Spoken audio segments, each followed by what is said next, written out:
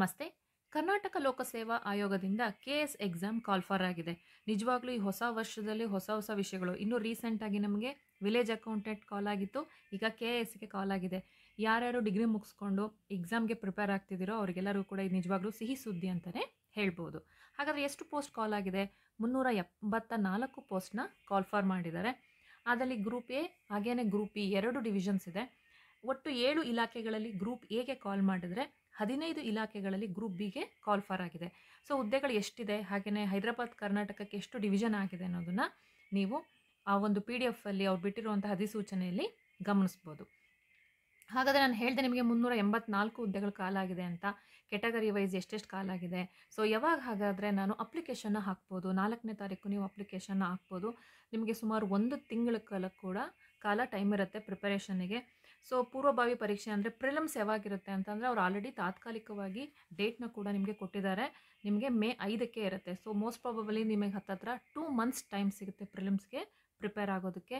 ಅರ್ಜಿನ ನೀವು ಮಾಡಬೇಕು ಅಥವಾ ಅರ್ಜಿನ ಹಾಕಬೇಕಾದ್ರೆ ನಿಮ್ಗೆ ಏನೇ ಪ್ರಾಬ್ಲಮ್ಸ್ ಆದರೂ ಕೂಡ ನೀವು ಹೆಲ್ಪ್ಲೈನಿಗೆ ಕಾಲ್ ಮಾಡಬಹುದು. ಇನ್ನೊಂದು ನೆನ್ಪಿಟ್ಕೊಳ್ಳಿ, ನೀವು ಎಕ್ಸಾಮ್ಗೆ ಅಪ್ಲಿಕೇಶನ್ ಹಾಕ್ತಾ ಇದ್ದೀರಾ ಅಂತಂದರೆ ಅಗ್ಲಾಗ್ಲ ಅದನ್ನು ಚೇಂಜ್ ಮಾಡೋದಕ್ಕಾಗೋದಿಲ್ಲ. ಏನೋ ವಿಳಾಸ ಅಥವಾ ನಿಮ್ಮ ಪೇರೆಂಟ್ ನೇಮು, ನಿಮ್ಮ ವಿದ್ಯಾರ್ಹತೆ ಯಾವುದನ್ನು ಕೂಡ ನೀವು ತಪ್ಪಾಗಿ ಹಾಕಬಾರ್ದು. ಯೋಚಿಸಿ ನೀವೇ ಅಲ್ಲಿ ಕೂತ್ಕೊಂಡು ನೇರವಾಗಿ ಅರ್ಜಿಯನ್ನು ಸಲ್ಲಿಸಬೇಕು. ಇಲ್ಲ ಏನಾದ್ರು ಮಿಸ್ ಆಯಿತು ಅಂತಂದರೆ ಒಂದು ಸಲ ಅದು ರಿಜಿಸ್ಟರ್ ಆದಮೇಲೆ ಮತ್ತೆ ನೀವು ಚೇಂಜ್ ಮಾಡೋದಕ್ಕೆ ಆಗೋದಿಲ್ಲ. ಅದು ಮುಂದೆ ನಿಮಗೆ ತೊಂದರೆ ಆಗೋದ್ರಿಂದ ಯೋಚನೆ ಮಾಡಿಬಿಟ್ಟು ಹಾಕಿ. ಹಾಗಾದರೆ ವಯೋಮಿತಿ ಏನು? ಕೆಟಗರಿ ವೈಸ್ ವಯೋಮಿತಿ ಇದೆಯಾ? ಹೌದು. ಪ್ರತಿಯೊಂದು ಕೆಟಗರಿಗೂ ಕೂಡ ಅದರದ್ದೇ ಆದಂತಹ ವಯೋಮಿತಿನೂ ಕೂಡ ಅವರು ಕೊಟ್ಟಿದ್ದಾರೆ. ಸೊ ಹಾಗಾದರೆ ಹೇಗೆ ಅರ್ಜಿನ ಹಾಕೋದು? ನಿಮಗೆ ಕೆಲವೊಂದು ಸಲ ಮಿಸ್ಗೈಡ್ ಮಾಡ್ತಾರೆ, ಆಫ್ಲೈನಲ್ಲಿ ಹಾಕಬೇಕು ಅಂತ. ಇಲ್ಲ, ಆನ್ಲೈನಲ್ಲಿನೇ ನೀವು ಒಂದು ಅರ್ಜಿನ ಭರ್ತಿ ಮಾಡಬೇಕಾಗುತ್ತೆ. ಸೊ ಭರ್ತಿ ಮಾಡಬೇಕಾದ್ರೆ SLC ಮಾರ್ಕ್ಸ್ ಕಾರ್ಡ್ ನಿಮ್ಮ ಜೊತೆ ಇಟ್ಕೊಳ್ಳಿ. ಹಾಗೆಯೇ ನಿಮ್ಮ ಕಾಸ್ಟ್ ಸರ್ಟಿಫಿಕೇಟ್, ಅದರ ಡೇಟ್ ತುಂಬಾ ಇಂಪಾರ್ಟೆಂಟ್ ಆಗುತ್ತೆ. ಎಲ್ಲದೂ ಕೂಡ ಜೊತೆಲಿ ಇಟ್ಕೊಂಡು ಆಮೇಲೆ ನೀವೇನು ಮಾಡಬೇಕು, ನಿಮ್ಮ ಒಂದು ನಂಬರ್ನ ಅಥವಾ ನಿಮ್ಮ ಒಂದು ರಿಜಿಸ್ಟ್ರೇಷನ್ನ ಮಾಡ್ಕೋಬೇಕು. ಇದು ಒನ್ ಟೈಮ್ ರಿಜಿಸ್ಟ್ರೇಷನ್ ಆಗಿರುತ್ತೆ. ಮತ್ತೆ ಹೇಳ್ತಾ ಇದ್ದೀನಿ, ನೀವೇನಾದ್ರು ತಪ್ಪು ಮಾಡಿದ್ರಲ್ಲಿ ನಿಮ್ಮ ಒಂದು ಅರ್ಜಿಯನ್ನು ಅವರು ತಿರಸ್ಕರಿಸ್ತಾರೆ. ಅದನ್ನು ಕ್ಲಿಯರಾಗಿ ಅವರು ಅಧಿಸೂಚನೆಯಲ್ಲೇ ಕೊಟ್ಟಿದ್ದಾರೆ. ಸೊ ಇದು ನಿಮಗೆ ಗೊತ್ತಿರಬೇಕು. ಇದ್ರ ಬಗ್ಗೆ ಹೆಚ್ಚು ನಿಮಗೆ ಇನ್ಫಾರ್ಮೇಷನ್ ಬೇಕು ಅಂತಂದರೆ ವೆಬ್ಸೈಟ್ನ ಲಿಂಕ್ನ ಕೂಡ ಅವರು ಕೊಟ್ಟಿದ್ದಾರೆ. ಹೊಸದಾಗಿ ಇನ್ ಕೇಸ್ ಏನಾದ್ರು ನೀವು ನೋಂದಣಿ ಮಾಡ್ಕೊಳ್ಳೋದಾದರೆ ಅದನ್ನು ಕ್ಲಿಕ್ ಮಾಡಿ.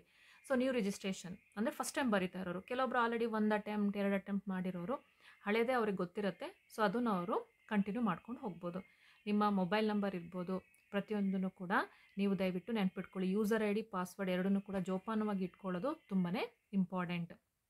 ನಾನು ನಿಮಗೆ ಆಲ್ರೆಡಿ ಹೇಳಿದ್ದೀನಿ, ಕೆಲವೊಬ್ಬರು SLCಯನ್ನು 2002ಕ್ಕೂ ಅಥವಾ ಅದಕ್ಕಿಂತ ಹಿಂದೆ ಮಾಡಿದರೆ ನಿಮ್ಮ ಒಂದು ಏನು ವಿವರಗಳಿರುತ್ತೋ ಅದನ್ನು ನಿಮ್ಮ ಮ್ಯಾನ್ಯುವಲ್ ಎಂಟ್ರಿಯಲ್ಲಿ ನೀವೇ ಮಾಡಬೇಕಾಗತ್ತೆ.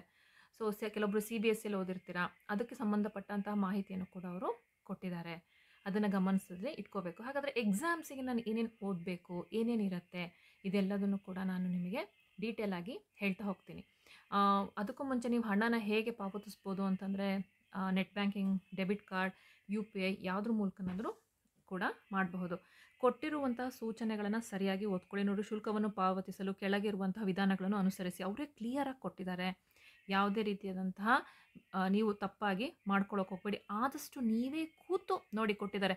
ಅಭ್ಯರ್ಥಿಗಳು ಅರ್ಜಿಯನ್ನು ಭರ್ತಿ ಮಾಡುವ ಮೊದಲು ಅಧಿಸೂಚನೆಯಲ್ಲಿ ನೀಡಿರುವಂತಹ ಅರ್ಜಿ ಭರ್ತಿ ಮಾಡುವ ವಿಷಯವನ್ನು ಕುರಿತು ನೀಟಾಗಿ ಓದ್ಕೋಬೇಕು ಮತ್ತು ಅದನ್ನೆಲ್ಲ ತಿಳ್ಕೊಂಡ್ಮೇಲೆ ಮಾಡಬೇಕು. ಹಾಗೆ ನಿಮ್ಮ ಕೆಟಗರಿ ಯಾವ್ದು ಬರುತ್ತೆ, ಅದಕ್ಕೆ ಸಂಬಂಧಪಟ್ಟಂತಹ ನಿಮ್ಮ ಹತ್ರ ಕ್ಯಾಸ್ಟ್ ಸರ್ಟಿಫಿಕೇಟ್ ಇದೆಯಾ, ಅದನ್ನು ಹೊರತುಪಡಿಸಿ ಮಾಜಿ ಸೈನಿಕ ಆಗಿದ್ದರೆ ಅಥವಾ ಗ್ರಾಮೀಣ ವಿದ್ಯಾರ್ಥಿ, ಕನ್ನಡ ಮೀಡಿಯಮ್ ಓದ್ತಾ ಇದ್ದೀರಾ ಅಂದರೆ ಪ್ರತಿಯೊಂದಕ್ಕೂ ಸಂಬಂಧಪಟ್ಟಂತಹ ಒಂದು ಇನ್ಫಾರ್ಮೇಷನ್ ಇರಬೇಕು. ಹಾಗಾದರೆ ಎಷ್ಟಪ್ಪ ಫೀಸು?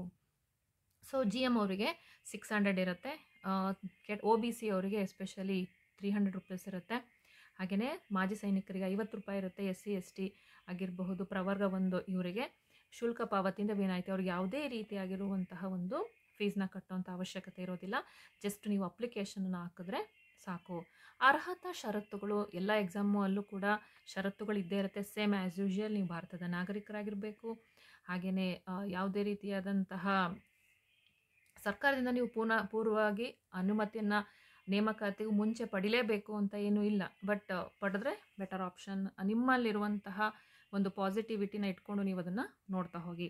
ಪರೀಕ್ಷೆಯ ಪ್ರಯತ್ನಗಳು ನೀವು ಎಷ್ಟು ಅಟೆಂಪ್ಟ್ ಮಾಡಿದ್ದೀರಾ ಅನ್ನೋದನ್ನು ಕೂಡ ತುಂಬ ಇಂಪಾರ್ಟೆಂಟ್ ಆಗಿರುತ್ತೆ. ಈಗ ನಾನು ಹೇಳಿದೆ, ಫಸ್ಟ್ ಟೈಮ್ ನೀವೇನಾದ್ರು ಎಕ್ಸಾಮ್ ಬರೀತಿದ್ದೀರಾ ಅಂತಂದರೆ ಬೆಟರ್. ನಿಮಗೆ ಇದ್ರ ಬಗ್ಗೆ ಮಾಹಿತಿ ಗೊತ್ತಿಲ್ಲ, ಡೀಟೇಲಾಗಿ ನೋಡ್ಕೊಳ್ಳಿ. ಆದರೆ ಒಬ್ಬ ಜನರಲ್ GM ಅವರಿಗೆ 5 ಬಾರಿ ಇರುತ್ತೆ. ಹಾಗೆಯೇ OBC ಅವರಿಗೆ 7 ಬಾರಿ ಇರುತ್ತೆ. SC ST ಪಂಗಡದವರಿಗೆ ಪ್ರಯತ್ನಗಳ ಮಿತಿ ಇರೋದಿಲ್ಲ. ಅವರು ಎಷ್ಟು ಸಲ ಬೇಕಾದರೂ ಈ ಎಕ್ಸಾಮ್ನ ತಗೊಳ್ಳೋದಕ್ಕೆ ಅವರಿಗೆ ಅವಕಾಶ ಇರುತ್ತೆ. ವಿದ್ಯಾರ್ಹತೆ ತುಂಬ ಕ್ಲಿಯರಾಗಿ ಕೊಟ್ಟಿದ್ದಾರೆ. ನೀವು ಡಿಗ್ರಿನ ಕಂಪ್ಲೀಟ್ ಮಾಡಿರಬೇಕು. ಸೊ ಅರ್ಜಿನ ಸಲ್ಲಿಸೋದಕ್ಕೂ ಮುಂಚೆ ನಿಮಗೆ ಕೊಟ್ಟಿರುವಂತಹ ಈ ರೂಲ್ಸ್ನ ಓದ್ಕೊಳ್ಳೋದು ಬಹಳ ಒಳ್ಳೆಯದು. ಬ್ಯಾಚುಲರ್ ಆಫ್ ಆರ್ಟ್ಸ್ ಅಥವಾ ಮಾಸ್ಟರ್ ಡಿಗ್ರಿನ ನೀವು ಮಾಡಿದರೂ ಕೂಡ ಎಕ್ಸಾಮ್ಸ್ನ ತಗೊಳ್ಳೋದಕ್ಕೆ ನೀವು ಎಲಿಜಿಬಲ್ ಆಗಿರ್ತೀರ. ಸೊ ವಯೋಮಿತಿನ ನಿಮಗೆ ಹೇಳಿದ್ದೀನಿ, 21 ವರ್ಷ ಮೇಲ್ಪಟ್ಟಿರಬೇಕು. ನೀವು GM ಆದರೆ 38 ವರ್ಷ, ಹಾಗೆಯೇ OBC ಆದರೆ 41 ಇಯರ್ಸ್, SC ST ಪ್ರವರ್ಗ 1 ಆದರೆ 43 ಇಯರ್ಸ್ ತನಕ ನಿಮಗೆ ಎಕ್ಸಾಮ್ಸ್ನ ಬರೀಲಿಕ್ಕೆ ಅವಕಾಶ ಇರುತ್ತೆ. ಆಯಿತು, ಅಂದರೆ ಸಿಲೆಬಸ್ ಏನಿರುತ್ತೆ, ಸಿಲೆಬಸ್ನ ನೀವು ತಿಳ್ಕೊಳ್ಳೋದಕ್ಕೂ ಮುಂಚೆ ನಿಮ್ಮ ದೈಹಿಕವಾಗಿ ನಿಮಗೆ ಕೆಲವೊಂದು ಫಿಟ್ನೆಸ್ ಎಕ್ಸಾಮ್ಸ್ನ ಮಾಡ್ತಾರೆ. ಇದ್ರ ಬಗ್ಗೆ ಕೂಡ ನಿಮಗೆ ಮಾಹಿತಿ ಗೊತ್ತಿರೋದು ಬಹಳನೇ ಇಂಪಾರ್ಟೆಂಟ್ ಆಗುತ್ತೆ.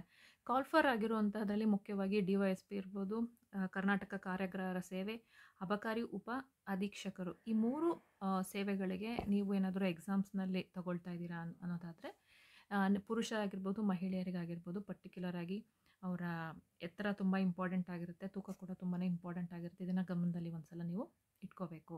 ಸ್ಪರ್ಧಾತ್ಮಕ ಪರೀಕ್ಷೆ ಯಾವಾಗಲೂ KS ಅಥವಾ IAS ಅಂತ ಅಂದರೆ ನಮಗೆ ಪ್ರಿಲಿಮ್ಸ್ ಇರುತ್ತೆ, ಹಾಗೆಯೇ ಮೇನ್ಸ್ ಇರುತ್ತೆ. ಪ್ರಿಲಿಮ್ಸ್ ನಮಗೆ ಗೊತ್ತಿದೆ, ಈಗ ಅವ್ರು ಕ್ಲಿಯರಾಗಿ ಹೇಳ್ತಾ ಇದ್ದಾರೆ May 5th ಇರುತ್ತೆ ಅಂತ ಹೇಳಿ. ಹಾಗಾದರೆ ನೀವು ಏನು ಓದ್ಕೋಬೇಕು?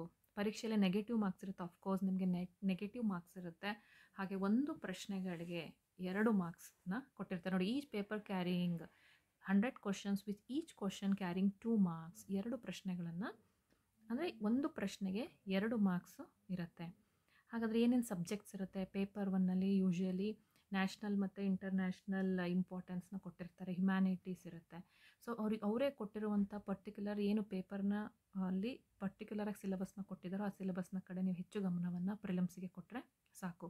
ಇನ್ನೊಂದು ಇದೆಲ್ಲದೂ ಕೂಡ ಆಬ್ಜೆಕ್ಟಿವ್ ಟೈಪ್ಸ್ ಆಗಿರುತ್ತೆ, ನೀವು ಹೆಚ್ಚು ತಲೆ ಕೆಡಿಸ್ಕೊಳ್ಳುವಂಥ ನೆಸೆಸಿಟಿ ಇರಲ್ಲ. ಪ್ರಿಲಿಮ್ಸ್ ನೆಕ್ಸ್ಟ್ ನೀವು ಮೇನ್ಸಿಗೆ ಹೋಗ್ತಿದ್ದೀರಾ ಅಂತಂದರೆ ಅಲ್ಲಿ ನಿಮಗೆ ಎಕ್ಸಾಮ್ಸ್ನ ಪ್ಯಾಟ್ರನ್ನು ಬೇರೆ ಇರುತ್ತೆ. ಈಗ ಹೆಚ್ಚು ನಾವು ಪ್ರಿಲಿಮ್ಸ್ನ ಕಡೆನೇ ಗಮನ ಕೊಡಬೇಕಾಗಿರೋದ್ರಿಂದ ಅದರ ಕಡೆ ಹೆಚ್ಚು ಗಮನವನ್ನು ನೀವು ಕೊಡ್ತಾ ಹೋಗಬೇಕು. ನೋಡಿ, preliminary examination objective type paper 1ನ ಸಿಲೆಬಸ್ನ ಇಲ್ಲಿ ನಿಮಗೆ ಡೀಟೇಲ್ ಆಗಿ ಕೊಟ್ಟಿದ್ದಾರೆ. ಇದ್ರ ಬಗ್ಗೆ ನೀವು ಹೆಚ್ಚು ಮಾಹಿತಿನ ಕಲೆಕ್ಟ್ ಮಾಡ್ಕೊಳ್ಳಿ. ಕರೆಂಟ್ ಇವೆಂಟ್ಸ್ ಆಗಿರ್ಬೋದು, ಸೈನ್ಸ್, ಟೆಕ್ನಾಲಜಿ ಎಲ್ಲದ್ರ ಬಗ್ಗೆನೂ ಗಮನವನ್ನು ಕೊಡೋದು ಒಳ್ಳೆಯದು. ಸೊ ಮೇನ್ಸ್ ಹಾಗಾದರೆ ಹೇಗಿರುತ್ತೆ? ಮೇನ್ಸಲ್ಲಿ ನಿಮಗೆ ಕಂಪಲ್ಸರಿ ಕನ್ನಡ ಒಂದಿರುತ್ತೆ, ಇಂಗ್ಲೀಷ್ ಇರುತ್ತೆ. ಇದರಲ್ಲಿ ಮ್ಯಾಕ್ಸಿಮಮ್ ನೀವು 150ಕ್ಕೆ ಅಟ್ಲೀಸ್ಟ್ 35% ಅಂದರೆ 35 ಮಾರ್ಕ್ಸ್ನ ತೊಗೊಂಡ್ರೆ ಸಾಕು. ಹಾಗೆ ಒಂದು ಎಸ್ಸೆ ಇರುತ್ತೆ. ಕಡ್ಡಾಯ ಪತ್ರಿಕೆಗಳಲ್ಲಿ ಸಾಮಾನ್ಯ ಅಧ್ಯಯನ ಅಂದರೆ ಜನರಲ್ ಸ್ಟಡೀಸ್ 1 2 3 4 ಪೇಪರ್ಸ್ ಇರುತ್ತೆ.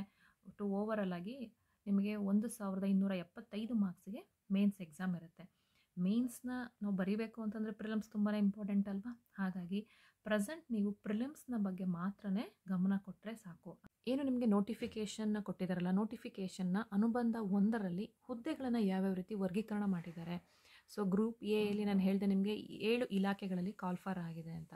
7 ಇಲಾಖೆಗಳಲ್ಲಿ ಪ್ರತಿ ಹುದ್ದೆಯಲ್ಲೂ ಇರುವಂತಹ, ಫಾರ್ ಎಕ್ಸಾಂಪಲ್ ಇಲ್ಲೇ ತಗೊಳ್ಳಿ, ಅಸಿಸ್ಟೆಂಟ್ ಕಮಿಷನರ್ ಗ್ರೂಪ್ ಎ ಇದೆಯಲ್ವಾ, ಅದರಲ್ಲಿ ಒಟ್ಟು ಕಾಲಾಗಿರೋದು 37 ಹುದ್ದೆಗಳು. ಆ 37 ಹುದ್ದೆಗಳಲ್ಲಿ ಮಹಿಳೆಯರಿಗೆ ಎಷ್ಟು, GMಗೆ ಎಷ್ಟು, ಗ್ರಾಮೀಣ ಎಷ್ಟಿದೆ, ಹಾಗೆಯೇ ಮಾಜಿ ಸೈನಿಕ ಇರ್ಬೋದು, ಕನ್ನಡ ಮೀಡಿಯಮ್, ಅಂಗವಿಕಲರು ಯಾವ ರೀತಿ ಡಿವೈಡ್ ಆಗಿದ್ದಾರೆ. ಸೊ ಯಾರ್ಯಾರಿಗೆ ಎಷ್ಟೆಷ್ಟು ಪೋಸ್ಟ್ ಇದೆ ಅನ್ನೋದನ್ನು ಡೀಟೇಲ್ ಆಗಿ ಕೊಟ್ಟಿದ್ದಾರೆ. ಇದೇ ಥರದಲ್ಲಿ ಗ್ರೂಪ್ ಎ ಹಾಗೂ ಗ್ರೂಪ್ ಬಿ ಎರಡೂ ಏನು ಕಾಲ್ ಆಗಿದೆಯಲ್ವಾ, ಅದರಲ್ಲಿ ಯಾವ್ಯಾವ ಪೋಸ್ಟ್ ಇದೆ, ಯಾವ್ಯಾವ ಕೆಟಗರಿ ಎಷ್ಟಿದೆ ಅಂತ ನೀವು ತಿಳ್ಕೊಬೋದು. ಹಾಗೆಯೇ ನಿಮಗೆ ಅನುಬಂಧ 2ರಲ್ಲಿ ಏನು ಕೊಟ್ಟಿದ್ದಾರೆ ಅಂತಂದರೆ, ಈಗ ನೀವು ಕ್ಯಾಸ್ಟ್ ಸರ್ಟಿಫಿಕೇಟ್ ಮಾಡಿಸ್ಬೇಕು, ಗ್ರಾಮೀಣ ವಿದ್ಯಾರ್ಥಿ ಸರ್ಟಿಫಿಕೇಟ್ನ ಮಾಡಿಸ್ಬೇಕು, ಅದನ್ನು ಹೇಗೆ ಮಾಡಿಸ್ಬೇಕು ಅನ್ನೋದ್ರ ಬಗ್ಗೆ ಒಂದು ಪೂರ್ತಿಯಾಗಿರುವಂಥ ಮಾಹಿತಿಯನ್ನು ಕೊಟ್ಟಿದ್ದಾರೆ. ಇದೆರಡನ್ನೂ ಗಮನಿಸಿ ನೀಟಾಗಿ ಅಪ್ಲಿಕೇಶನನ್ನು, ಕೊಟ್ಟಿರುವಂತಹ ನೋಟಿಫಿಕೇಷನನ್ನು ಒಂದು 2-3 ಬಾರಿ ಓದಿ ಆಮೇಲೆ ದಯವಿಟ್ಟು ಅಪ್ಲಿಕೇಶನನ್ನು ಹಾಕಿ.